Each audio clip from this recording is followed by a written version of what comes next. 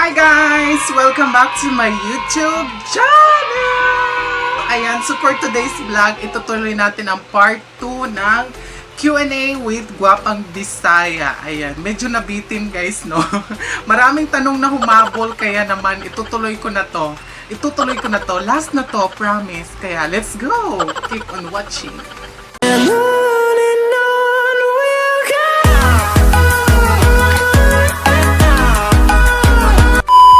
Guys, so merong mga humahabol na tanong, no? Andito sa aking mahiwagang Tupperware.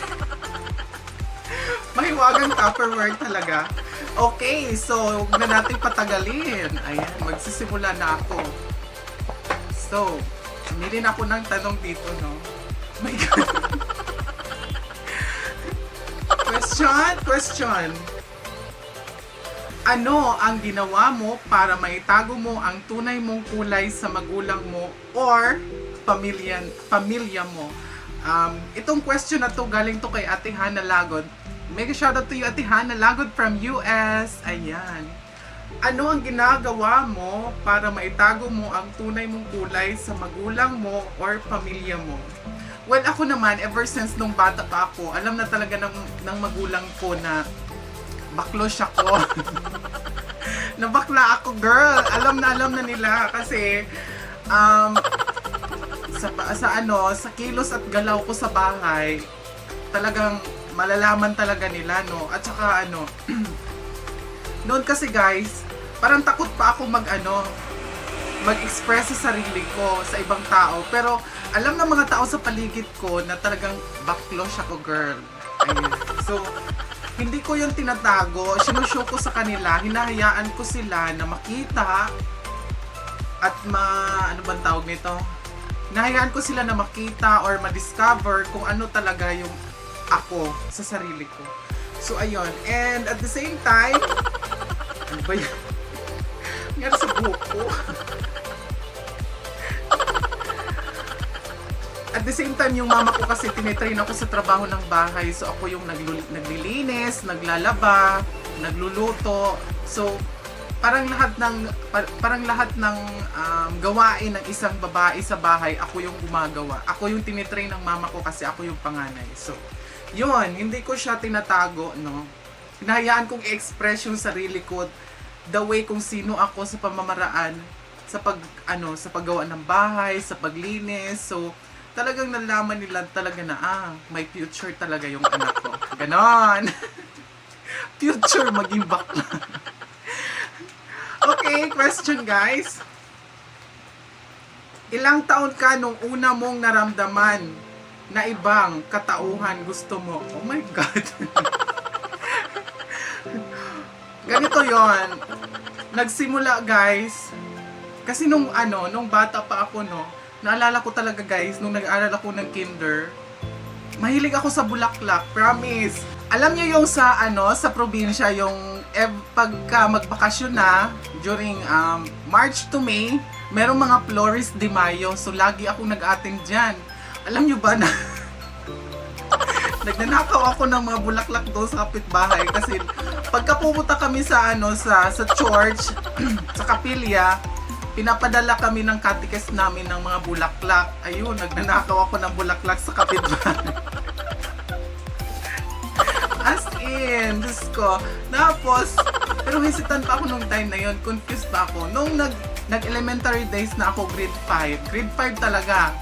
Nag-start ako na magkagusto sa kapareha ko ng gender. Meron kasi kaming parang crush ng bayan, no? Crush ng bayan. Grade 5 kami. Nagtataka ako bakit nagkakagusto ako sa boy na pareho lang kami. So doon talaga nag-start, no? Doon nag-start sa isip-isip ko bakit nagkakagusto ako sa lalaki na pareho lang naman kami. So yun na pala yun. Hanggang sa nagtuloy na nag-grade 6. Nag-grade 6. Medyo nasaktan ako kasi yung gusto kong boy, naging girlfriend niya yung kaklase ko. So ayun, doon nag-start, no? Grade 5 ako nung nag-start na iba yung naramdaman ko sa sarili ko para sa ibang lalaki. Nagkakagusto ako. Okay, next question. Oh my God. Pang Miss Universe to. This question is from Lorna's Journal. Mega shoutout to you, amiga. Upon dying, if you had the choice to relive your life or live a different life, which would you choose? Thank you for that wonderful question. Parang hindi ako na-briefing sa tanong na to. Hindi ko to napaghandaan. My God. Pang Miss Universe to, girl. Ano ba? Upon dying, if you had the choice to relive your life or live a different life, which would you choose? I believe that if I had a chance to live again or live a different life, I would choose to be a horse, a tikbalang, because I'm a tikbalang. Nakakaloka. And I thank you. Diyos ko, nakakalokang tanong pang Miss Universe. Diyos ko. Hindi, seryosong sagot. Kung bibigyan ako ng chance, no, gusto ko maging, superhero. Ayan, para naman magkaroon ng purpose yung aking, yung aking, binigay na chance ni Lord na mabuhay ulit. And, sino kaya? Pipiliin ko na hero, superhero. Si Wonder Woman. Oh, si Wonder Woman. Okay, next question. My God, nakakaloka, guys. Ito pa. If you had a free plane ticket, where would you like to go? Kung sa local, guys, gusto kong pumunta ng Coron, Palawan. And kung international man, gusto kong pumunta ng Hollywood. Oh. Domestic flight, kung domestic flight, guys, gusto ko pumunta ng Coron, Palawan. Pero pag international flight, gusto ko pumunta ng Hollywood. Ayan, next question. Guwapa, naghihilig ka ba? Ang tanong na to ay galing kay Ate Mariposa Infante. Shoutout to you, ate. Guwapa, naghihilig ka ba? Minsan. Siguro guys, kung yung sobrang pagod ako galing sa work, no, naghihilig ako. Minsan na nare-recognize ng boyfriend ko na minsan pa nga tumutulo ang laway. Oy, aminin nyo, kayo din, ganun din kayo. Next question. Okay, ito naman pang Miss Universe again.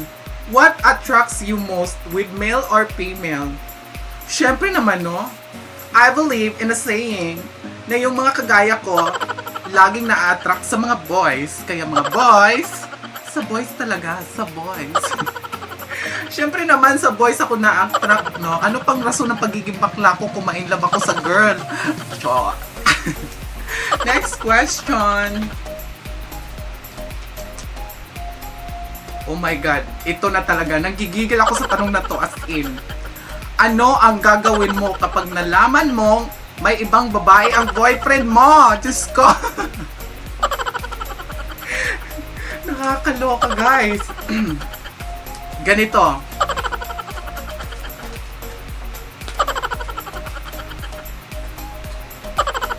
Kunting. Sinipon, girl. Sinipon. Okay, sir. Mababaliw siguro ako pag nalaman kong may ibang babae ang boyfriend ko. Baka mapatay ko siya. Silang dalawa, actually. Oh! Ano? Nakakaloka. Diyos ko. O di kaya, ganito.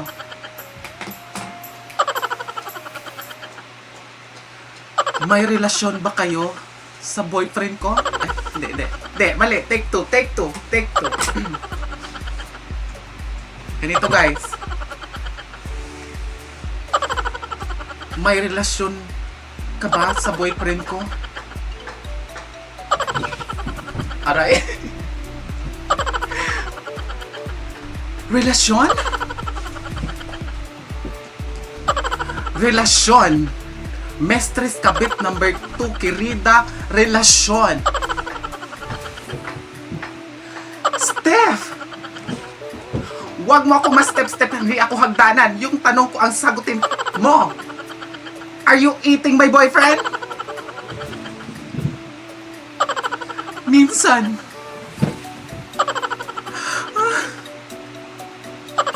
Masarap ba? Masarap? Masarap. Masarap. Yummy. Ganon. Hindi, seryoso guys, no? Pag nalaman ko talaga na, malaman ko na may ibang babae ang boyfriend ko, ay nako, nananabunot ako guys, nananampal ako, nangangaladkad ako, wag lang talaga magpahuli sa akin, kundi sasabuyan ko ng sili yung yung pikpik, ay nako, kakaladkarin ko palabas guys, hubot-hubad. Skandalosa. Okay, nakakatuwa naman to. Next question. Kaya matakot kayo girls ha. Matakot kayo. Walang sayo, Nicole. Akin lang ang boyfriend ko. Ganun. Shoutout sa iyo, Chinitong Pinoy from Macau. Paano mo na-manage or na-handle yung self mo through discrimination, bullying, as being gay? Ayan. Kalokang tanong guys, pero in reality nangyayari to. At totoong buhay guys, nangyayari talaga to, no? Naranasan ko to. Anong ginagawa ko? Suntukan tayo, suntukan tayo.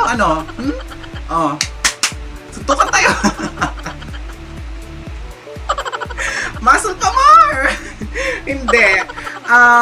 Dinidedma ko. Minsan talaga, alam niyo yun, yung binubuli ka sa kapag ka dumadaan ka sa isang place, tapos merong mga tambay, kadalasan talaga yung mga tambay, mga buwisit talaga yung mga tambay. Hindi naman sa lahat ha. Lalo kung sino pa yung pangit, kung sino pa yung hindi ka akit-akit, sila pa talaga yung may ganang mambuhuli sa'yo. Nakakaloka yung mga ganong eksena guys. Ay nako. Pag punong-puno na ako guys, hindi ako makapagtimpi, pinapatulan ko, sinisigawan ko talaga. Baba girl, baba! Hindi. The best thing guys, deadma. Dinidedma ko na lang. Hayaan ko sila. At least, di ba? Kasi iniisip ko, no, pag ganun, pag nambubuli sa'yo, ibig sabihin, inggit sila. Inggit sila sa'yo. Kasi sabi na guys, I'm a head turner. Gusto niyo yun? Ganda mo girl, head turner. Oo, lahat talaga guys, pag magkasama kami ng mga friends ko guys, ako lagi yung napapansin. Hindi naman sa pagiging hambog, no? Hindi naman sa pagiging boastful, pero usually ganun. Kasi guys, sa lahat ng friends ko guys na kasama ko, ako lang din talaga ang pinakamatanggal dyan. Kaya lagi ako napapansin. Peace sa lahat ng friends ko dyan. I love you. Naging katawanan to guys. Okay, next question please. Reaction ng magulang mo nung nalaman nila na gusto mo palang maging babae? Ito. Reaction ng magulang mo nung nalaman nila na gusto mo palang maging babae? Sabi ng mama ko, bilan na lang kita ng Barbie doll, nak. Hindi, joke lang. Hindi, si mama naman kasi ever since alam na niya talaga na bakla talaga ako. So, mas minahal niya ako lalo kasi naging responsible ako sa mga kapatid ko, sa mga relatives ko, and sa mga gawain sa bahay. Ako yung gumagawa. So, mas natuwa pa nga si mama sa akin eh. Mas proud daw siya. Kasi, siguro guys, kung naging tunay ako lalaki ngayon, ay nako, ang dami nang nabuntisan ko ngayon. Nagkalat na siguro yung mga lahi ko dyan, no? Nagsaboy na talaga ako ng mga modtax. Alam niyo? Nakakaloka. Meron namang iba na hindi tanggap, no? Lalo-lalo na yung mga, yung mga tita at tito ko, mga auntie ko. Tapos, nakaranas din ako ng sabihan na walang bakla sa pamilya natin. Salot ka. Malas ka, ganon. Hello? Wala daw bakla walang bakla sa pamilya namin. side by side meron, tapos ako, ano yon, unfair naman yun para sa akin. Pero kalaunan guys, natanggap na rin nila ako, natanggap nila. Kasi pinakita ko talaga sa kanila na kahit ganito ako, kaya ko silang tulungan, kaya ko silang suportaan. So, doon nila na-appreciate na kahit ganito lang ako guys, may paninindigan ako, marunong akong magmahal, marunong akong mag-unawa sa kanila at tumulong. Okay? Next question na tayo. Masyado na tong ano Ito naman, what small things make you happy? Okay, what small things make you happy? What small things makes you happy? No, a simple hi and a simple hello is enough to make me happy. Oh, kahit sabihin mo lang ako ng hi, hello, kamustahin mo lang ako. Masayang-masaya na ako doon. Yun lang. Malaking impact na yun sa akin, guys. Next question. Naputol pala to. Ano ginawa mo para ma-overcome mga nag-bully sa'yo ng bakla-bakla? Hi, Ate Hana Lago. This question is from you. Anong ginagawa mo para ma-overcome mga nag-bully sa'yo na bakla-bakla? May nakakatawang kwento ako dito, guys, no? Kasi nung bata pa ako, guys, di ba, pag nung mga bata pa tayo, meron tayong couple of friends, ayan, maglalaro-laro tayo. Ngayon, namimili ako ng mga kaibiganin ko. Yung mga sinasamahan kong kalaruan, puro mga girls. Ngayon, meron naman mga boys sasabihin sa'yo, huwag ka dyan, kasi bakla yan, bakla. Totoo naman talaga, no? Confused lang talaga ako nung time na yon. Tapos, umuwi ako ng bahay, umiiyak ako. Sabi ng stepfather ko, bakit ka umiiyak? Kasi sinabihan nila akong bakla. Sabi ng stepfather ko, bakit? Totoo bang bakla ka? Sabi ko naman, hindi. Ayun naman pala, suntukin mo. Nakakaloka, diba? Nakakaloka yung mga ganong memories natin ng mga past, ng mga childhood years natin. Nakakatawa talaga. Totoo lang talaga, no? Honestly speaking, seryosong sagot, no? Na-overcome ko yung mga ganon, guys, no? Pagsusuot ng maayos. Char. Maayos pa ba to, girl? Ang sexy mo, girl. Tapos, hindi ako yung tipo ng bakla na pag nakikita ng lalaki, ang gwapo, ganun. Yung pa-flirt, hindi. Hindi ako, kahit ang gwapo-gwapo mo dyan sa daan, na-appreciate ko, no? Physically attractive siya, ganon. Pero hindi ko pinapakita, no? Tinitingnan ko lang, glance lang, ganon. Tapos sa isip ko lang, nilalaro ko sa isip na ang gwapo niya, ganito, ganyan. Pero hindi ako nagbibigay ng motive. Kasi guys, alam nyo, ganon. Pagka sa mga kagaya ko kapag kasi masyado kayong flirty o di kaya malandi, pag nakita kayo ng gwapo, na ganon kayo, hindi kayo respetuhin ng lalaki niyan. Hindi kayo re-respetuhin ng mga tao. Binubuli kayo lalo. So, ganun ako, guys, no? Wala sa vocabulary ko na kahit ganito ako, no? Pag may nakita ako gwapo dyan sa daan, nagpa-flirt ako, hello. Sila dapat yung pumansin sa akin, hindi ako. Ang ganda mo, girl. Dapat maging respeto ka sa paligid mo or sa mga taong kaharap mo para naman hindi ka nila mabuli. Ganon ako nakipag-deal. Okay, next question. Paano ka umutot? This question is from Pipen Filipina American from US. Hello, amiga. Salamat. Nakakatawang tanong, no? Paano ka umutot? Diyos ko, paano ba? Ganon. Nakakatawa, guys. Yung mga eksenang, alam mo yung nasa biyahe ka, tapos, ang lakas-lakas ng hangin kasi sumasakay ka sa jeep, no? Tapos biglang, oh my God, parang nauutot ako or something. Pinitigilan ko. Alam mo yung hangin na lalabas na sana, pero pumapasok na. Pumapasok ulit.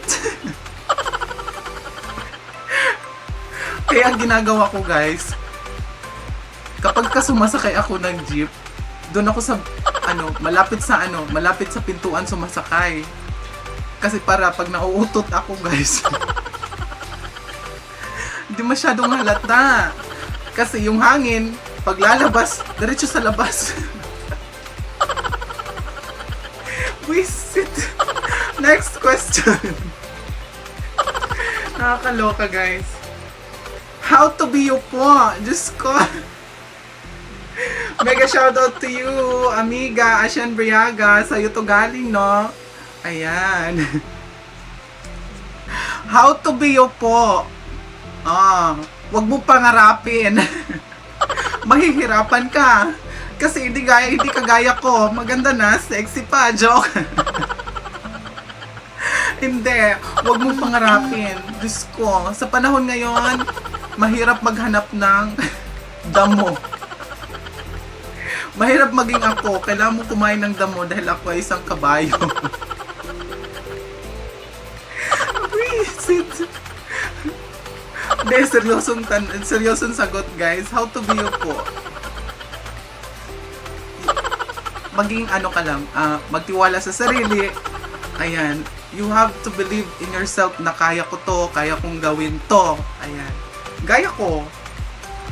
'Di ba? Sa lahat ng bagay kinakaya ko. Minsan may mga pagkakataon na nadadown ka sa sarili mo, na feel mo hindi ko to kaya. Pero wala kung magmumukmo ka lang diyan, kung wala kang gagawin to improve yourself, walang mangyayari sa'yo. Kaya kailangan mo talagang tumayo. Tumayo ka talaga. Gaya nito. Tayo. Sexy ko, guys. How to be you po? Huwag mo pangarapin kasi maging kabayo ka gaya ko. Now na. Nakakaloka. Next! Dalawa na lang, guys. Dalawa na lang. Do you have any regrets? Meron. Marami. Marami ako regrets sa buhay. Sana, naging teacher na ako ngayon kung pinagpatuloy ko yung pag-aaral ko. Nagregret ako kung bakit natutulog yung magulang ko habang ginagawa ako at nagiging bakla ako ngayon.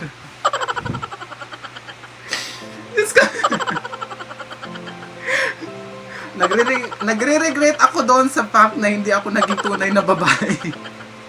Kulang-kulang girl, kulang-kulang, parang may 5 sa ilok. Marami ako regret sa buhay. Kung susumadahin ko yon hindi matatapos.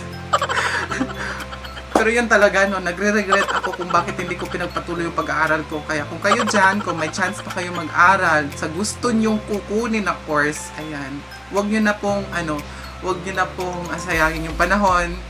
Pagbutihin nyo, pag mag-aral kayo hanggang makatapos kayo ng kursong gustong-gusto nyo. Okay?